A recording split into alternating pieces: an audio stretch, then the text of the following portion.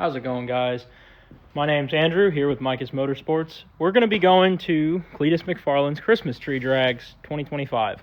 So, we've had to make some changes to the car. And we've done a good bit so far, so I figured I'd give you guys a little update.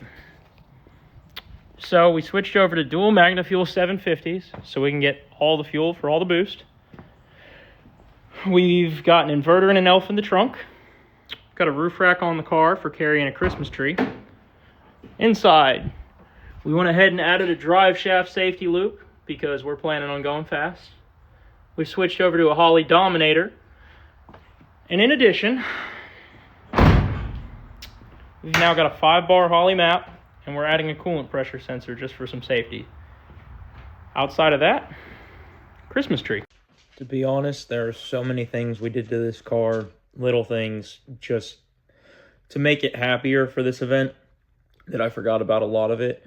One of the big things we did was we went ahead and corner scaled the car just to see where our weight bias was at and play around with that a little bit, which surprisingly right off the rip, the car was lighter than we expected for as much fluid as in the car.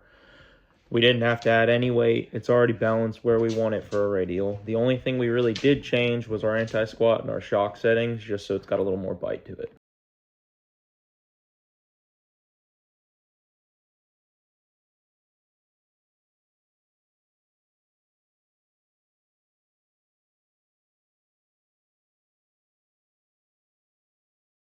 Honestly, that may be the motivation I needed to finish this thing. It's kind of funny seeing a Christmas tree on the roof of the car. I definitely need to figure out a way to keep it fluffed up, though, because that's a little rough right now. So, you'll see in these next couple parts, we did get our Christmas tree in finally, which was super exciting. So, threw it up on the roof, and all that stress kind of burned off, because it's just ridiculous looking. Like, the car sits, I think, at its highest point on the rocker, 3.5 inches off the ground. And don't let it fool you, it's not back-halved. It's super simple, fits stock suspension rules, which has been a big debate up here. A lot of people don't like the fact that the car looks like it's back-halved, but it's not fully back-halved or anything. In addition, we cut the bumper. The rear bumper, we've noticed the last few times, definitely catches a lot of air, especially with how low the car is. The air doesn't have anywhere to really go, so it definitely slows the car down, and you can see it physically pulling the bumper back. So we went ahead and cut that out so that it'll let some more air pass through and hopefully give us a couple extra mile an hour in there.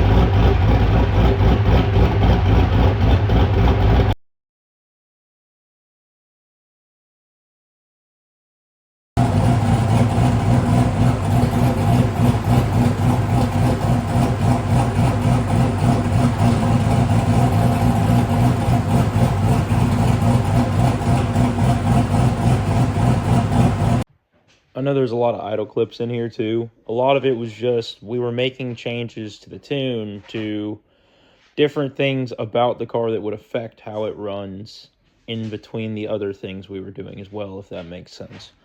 So there's a lot of different little clips of the car idling. Hopefully you don't mind sitting there listening to it chop. In these next handful of clips, you'll see the car outside for the first time with our suspension adjustments made, on the ground, trunk shut, parachute on, bumper cut, tree on the roof, everything like that. So these next few clips are just going to be some of those.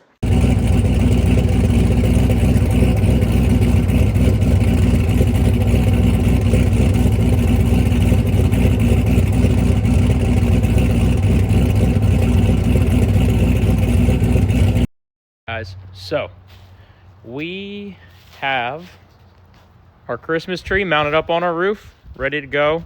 We just got to tie it down to the roof rack real tight. So, from here, we just need to go ahead and make sure it functions. So, cycle our ignition on. Come around to our inverter. Turn it on. And we should see light.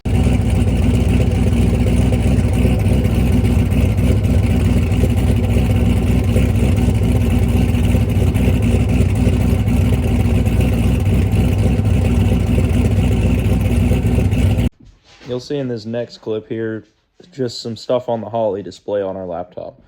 What we were checking here was our coolant pressure sensor functionality, because we just pinned that into our Holley, as well as just kind of setting the, information screens so that if we were to click on boost, we could see the exact stuff we wanted to when we wanted to see it. Staging inputs and outputs, target boost, target dome, real boost, actual dome, air fuel, RPM, throttle position, that type of stuff. Boost safeties are a big one. That way you know if it grabbed a safety, because you can click on those set options in a data log and it'll show you.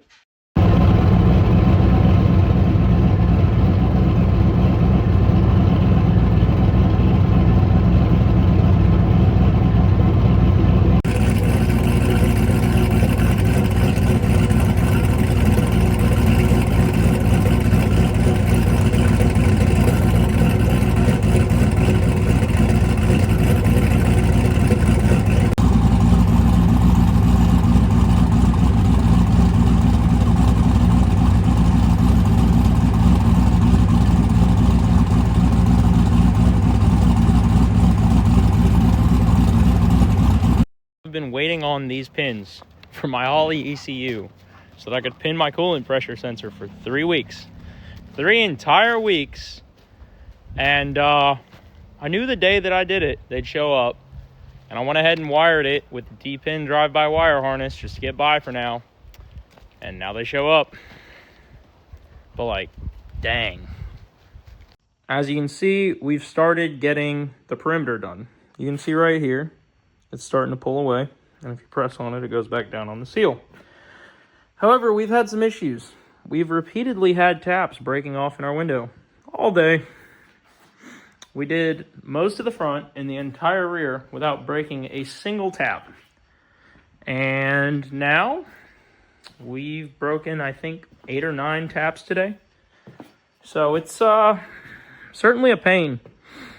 It looks like we got 5 or 6 left to do, and then hopefully we'll be done with these. All right, guys, as you can tell, I'm having to pretty much yell over the car. I've got it outside just trying to burn some fuel off. We've got pump E90 in the car right now, and we need to switch it back over to R117 before the event.